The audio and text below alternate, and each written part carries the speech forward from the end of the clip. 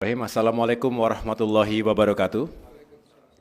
Selamat sore dan salam sejahtera untuk kita semua. Teman-teman wartawan, media yang saya cintai dan banggakan. Sore hari ini saya diminta untuk menyampaikan keterangan pers setelah tadi melakukan rapat terbatas yang dipimpin langsung oleh Bapak Presiden Prabowo Subianto.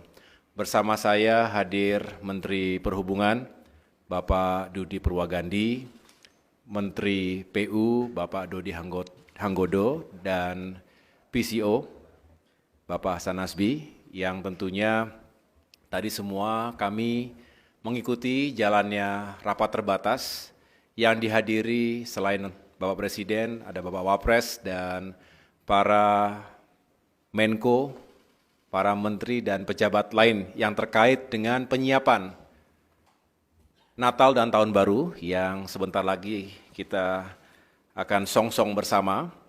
Yang jelas seperti tahun-tahun sebelumnya kita juga berupaya untuk mengantisipasi, mengidentifikasi berbagai tantangan atau permasalahan yang mungkin atau bisa dihadapi oleh masyarakat luas, terutama saudara-saudara kita yang akan melakukan mobilitas perjalanan di masa liburan Nataru yang kita prediksi akan mengalami peningkatan arus pergi, baik itu di hari-hari Natal maupun di Tahun Baru, maupun arus kembalinya. Kita berharap bahwa perjalanan bisa dirasakan dengan baik oleh seluruh anggota masyarakat, tentunya aman, selamat, dan nyaman. Oleh karena itu, tadi Bapak Presiden Prabowo menyampaikan dan menekankan kepada kita semua agar masing-masing kementerian dan stakeholder yang memang bertanggung jawab pada isu kelancaran, keselamatan, dan keamanan Nataru, terutama juga diantaranya untuk meyakinkan agar saudara-saudara kita yang merayakan Natal ini bisa beribadah dengan baik dan merasa aman dan nyaman. Tadi juga Bapak Kapolri memberikan penjelasan bahwa sudah dipersiapkan satuan termasuk personel Polri yang di-backup nanti oleh personel TNI untuk bisa mengamankan berbagai lokasi, apakah itu rumah ibadah, kemudian juga rute-rute perjalanan yang digunakan oleh masyarakat luas. Dari Menteri Perhubungan tadi juga sudah menjelaskan, melaporkan bahwa berbagai moda transportasi, baik darat, laut, udara, maupun kereta api, ini juga sudah dipersiapkan sarananya, termasuk prasarana pendukungnya, apakah bandara, dermaga, stasiun, terminal, dan lain sebagainya, ini benar-benar bisa mengakomodasi diperkirakan 110 juta masyarakat yang akan melakukan mobilitas, baik antar daerah maupun di dalam provinsi yang sama. Ini juga akan terus kita kawal, kita monitor melalui command center, posko atau posko yang digelar di berbagai titik yang memiliki kerawanan atau kerentanan terhadap situasi yang membuat traffic itu perlu dikontrol lebih baik lagi. Karena nanti diprediksi ada beberapa titik kemacetan misalnya, apakah karena memang itu rute klasik yang memang harus dipersiapkan, tetapi juga di samping itu kita juga mengantisipasi jika ada cuaca yang kurang baik. Ini biasanya terjadi mungkin di laut, ya, sehingga misalnya di Merak itu harus diantisipasi kalau terjadi cuaca yang kurang baik, terjadi delay penyeberangan kapal, maka harus diantisipasi dengan titik-titik istirahat, titik-titik standby terlebih dahulu dengan mekanisme yang dijalankan secara bersama-sama melalui satgas yang dibentuk.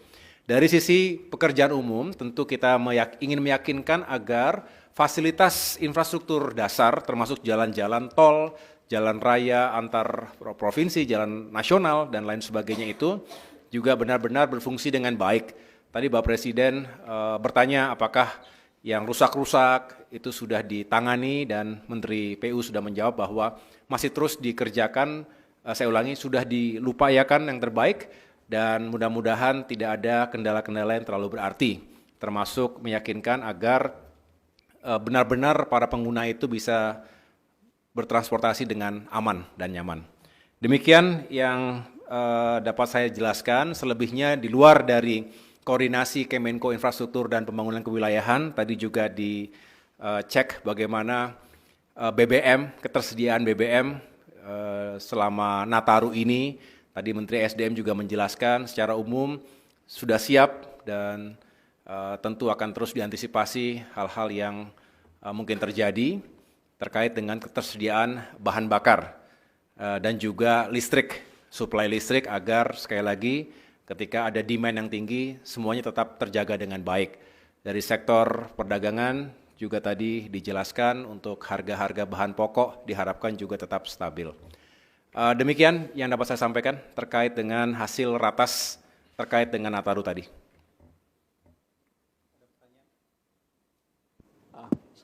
Terima kasih Pak. Saya Emir Pak dari CNBC. Sedikit aja Pak mau tanya terkait dengan tol yang difungsikan untuk saat Nataru nanti ada berapa dan di mana saja ya Pak? Terima kasih.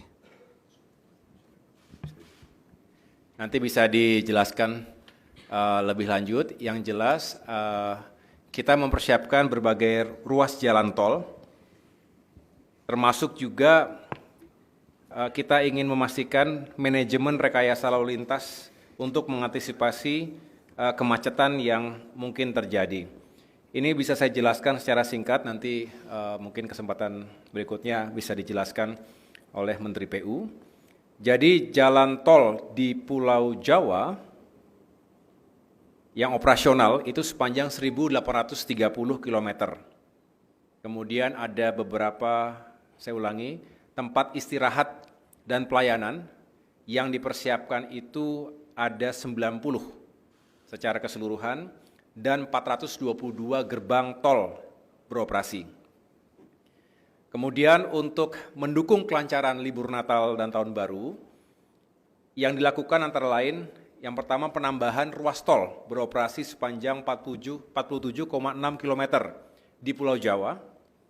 Ini ada beberapa keterangannya apakah yang di Cimanggis Cibitung, Cibitung Cilincing, Solo Yogyakarta, Serpong Balaraja dan lain sebagainya. Kemudian ada juga yang sifatnya fungsional, jalan tol fungsional sementara.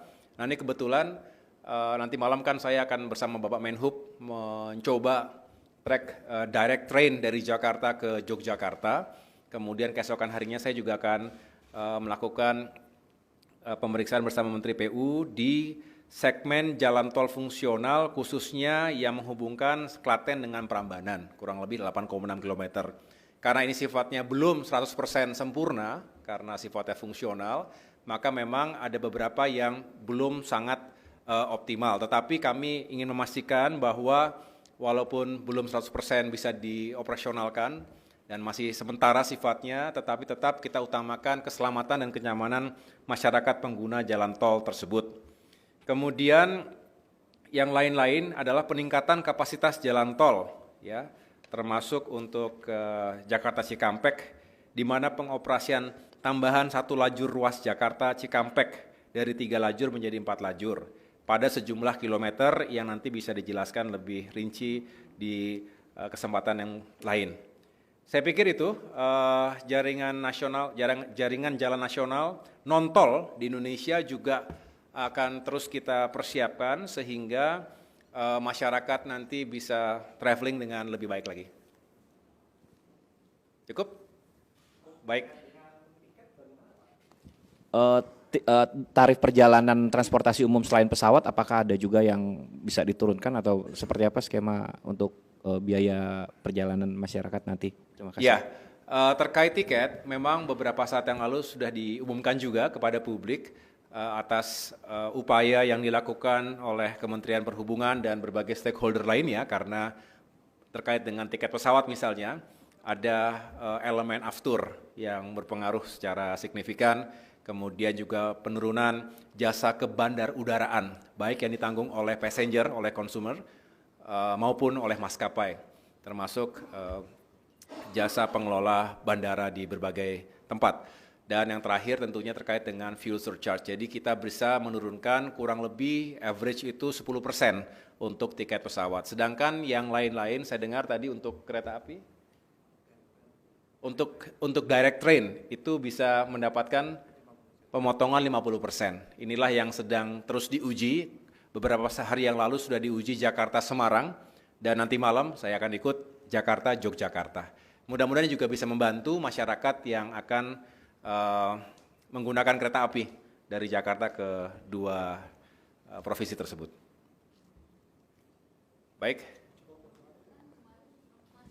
Mas Menteri, diperkirakan kan ada 110 juta masyarakat yang melakukan perjalanan. Apakah ini di breakdown misalnya berapa yang menggunakan transportasi darat, berapa yang laut dan udara?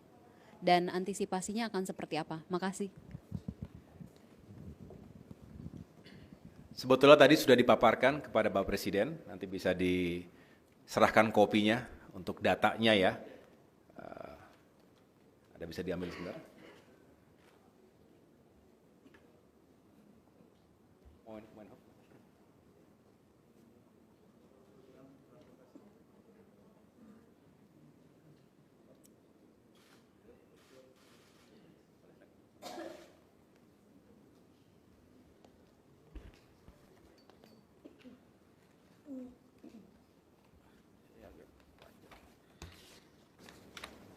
Baik, saya coba menjelaskan. Jumlah pemudik yang kami survei itu kurang lebih yang akan melakukan perjalanan adalah sebanyak 110,6 juta. Kami memang terdiri dari beberapa moda transportasi, diantaranya adalah moda transportasi udara yang masih tergolong banyak, sekitar 8,2 juta. Kemudian transportasi kereta api 6,8 juta. Penyeberangan, terminal atau ke darat itu ada 2,5 juta, penyeberangan 1,6 juta dan pelabuhan 1,3 juta. Untuk detailnya nanti akan kami sampaikan juga kepada media mengenai jumlah yang akan digunakan oleh para mengenai moda transportasi yang akan digunakan oleh para pemudik. Kurang lebih demikian untuk penjelasannya. Ada lagi? Silakan. Nanti bisa di share. Siap. Cukup ya, Bapak Ibu sekalian?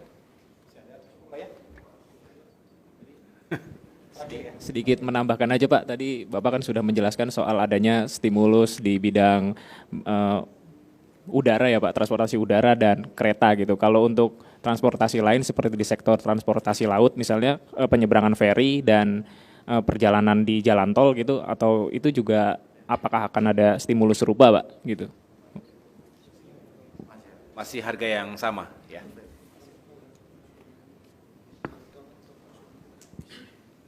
Tol fungsional gratis. Ada program-program kemarin juga kan, program-program yang mudik gratis. Ada beberapa program juga mudik gratis misalnya yang bisa diikuti oleh masyarakat dengan sejumlah rute yang bisa juga dijelaskan nanti pada kesempatan berikutnya oleh Menteri Perhubungan secara langsung. Oke, terima kasih teman-teman. Mudah-mudahan Nataru bisa berjalan dengan lancar dan kita semua diberikan keselamatan dalam melakukan perjalanan dan meningkatkan ekonomi secara bersamaan. Terima kasih. Wassalamualaikum warahmatullahi wabarakatuh.